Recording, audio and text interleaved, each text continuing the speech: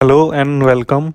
Today we will learn about application impersonation in Office 365. We will practically see how to assign application impersonation roles to a user in Office 365 environment. Okay, so let's get started. First of all, you will need to log in to your Office 365 account and then just click on admin option.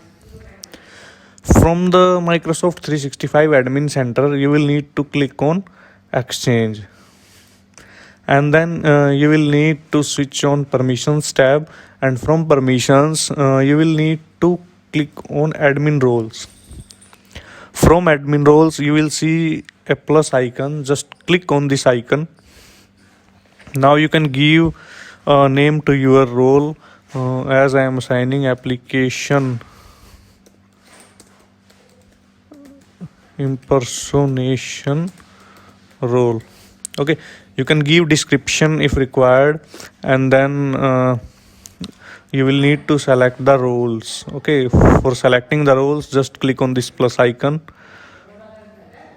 From this list choose application impersonation, and see, this role enables application to impersonate users in an organization in order to perform tasks on behalf of the users. Okay, after selecting the application impersonation just click on add button and then click on OK. After assigning the role you will need to select a member to which you want to assign these roles. In my case I am selecting Harsh Dikshit. Just click on add button and then OK. Finally save the newly created application impersonation role.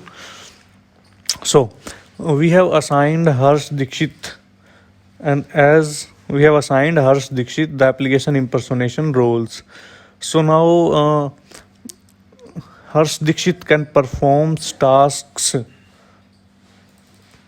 Okay, now Harsh Dikshit can perform tasks on behalf of Office 365 users. What Harsh Dikshit now can do, suppose you need to use a third-party application that will be used to migrate your PST files to Office 365. Okay, and now suppose you have around 500 mailboxes. So one way is to delegate access to all 500 mailboxes, and then you can access those 500 mailboxes using the admin account or to whom you have given access. But in that case you will need to assign delegate access to each and every mailbox.